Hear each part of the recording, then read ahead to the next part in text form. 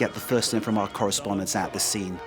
Let's go to the presenter of the France 24 debate, who's in Washington, François Picard, alongside him our international affairs commentator, Douglas Herbert. Gentlemen, where you are, things are now getting into swing.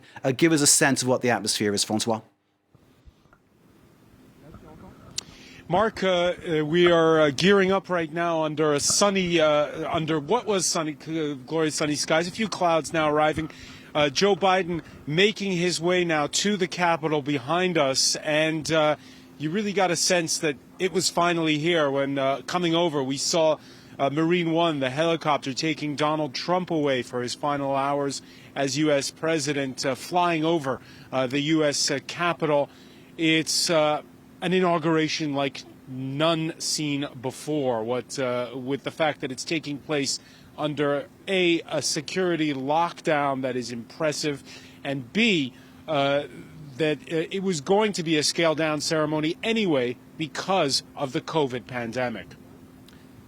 In terms of what's happening, like you say, the pandemic has had its, taken its toll on the fact that people would be barred from going there anyway because of the risks.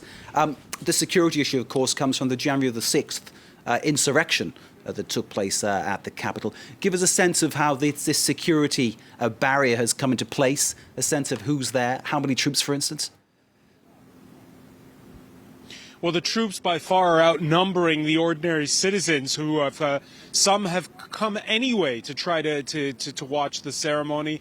There are major bridges that are closed. The tight security we described for you on Tuesday, it's even tighter for this inauguration day. 25,000 troops, barrier fences, razor wire, and inside behind us there, inside the area on the mall, just a select few who are able to get through. Normally, this is an occasion where lawmakers hand out tickets to members of their constituents so they can get those choice seats near the podium. Here, it's going to be scaled down to a bare minimum for this ceremony. And there's, the feeling that with the ceremony that took place late on Tuesday to honor those who've fallen to the COVID pandemic, that really the pandemic taking precedence over all else on the one hand, and B, of course, what we've seen with that January 6th assault, that January 6th storming of the U.S. Capitol by Trump supporters. François, there's going to be a host of former presidents there, Obama, Bush, and various other political figures. But of course not Donald Trump. Donald Trump departing from the White House earlier today. A controversial ending to what's been a very controversial 4-year period. Yeah, it is in a way. His remarks that he made from Andrews Air Force Base, which appeared to be off the cuff, whereas he gave that video message late on Tuesday that was scripted. It was a more conciliatory tone, but he did get his usual licks in, talking about the China virus, saying he's happy with most in Congress, but not all. He did wish well to the incoming administration. Note, Mark, never once, either Tuesday evening or in the remarks he made at Andrews Air Force Base before flying off to Florida, did he utter the words Joe Biden. So we know that he's left a letter for Biden on his desk at the White House. I don't have sources who've come in and steamed it open to tell you what the contents are. Well, you disappointed me on that one, François. I thought you'd have the inside information on the letter at least. Donald Trump did speak very warmly 4 years ago about the welcome that the Obamas gave to him and Melania Trump when they took over power. And that, of course, was the end of an extremely bitter campaign, which Donald Trump had things to say about Barack Obama, which may have been, considered by many to be below the belt. The handover period is traditionally when the political arguments are put to bed and this sense of unity comes back into play and there's a sense of let's go forward for America. It isn't the case this time, is it? No, it's not, and it's a national security threat, perhaps. We don't know. Certainly, that's part of the fact that it has been such a rocky transition is one of the factors, perhaps, for the huge security lapses we saw on January the 6th. And you know, Mark, There was this striking image on Tuesday when Joe Biden made his way to the U.S. Capitol. He flew on a private plane. Normally, the outgoing president extends the courtesy of lending either Air Force One or some other type of aircraft to the new president. It appears that was not the case on Tuesday. Up until the end, a transition where there really wasn't much communication between the outgoing and the incoming team.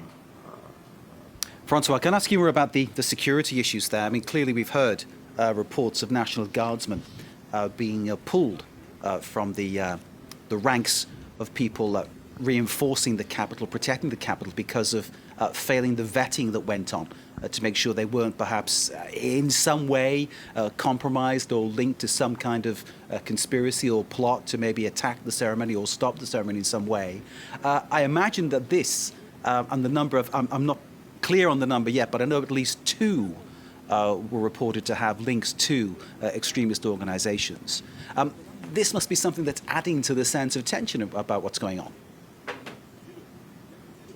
Yeah, I mean, let's put this in perspective. It's 12 people taken off the assignment out of 25,000. So you can look at it one of 2 ways, but there is a climate of suspicion on the other hand. On the one hand, you could say it's a drop in the bucket. On the other hand, there is this climate of suspicion. What with the fact that Joe Biden's been very careful about vetting his detail in the Secret Service, there has been a politicization of high civil service jobs in the United States in a way that hadn't been seen so much in the past. Yeah, there are positions in high civil service that are political, but in this case, there's deep suspicion, and that's part of the big challenge for Joe Biden, which is to restore faith not only in the instances of elected government, but to restore faith in government, period. I'll give you one small example. There's been huge disruptions at the U.S. Postal Service.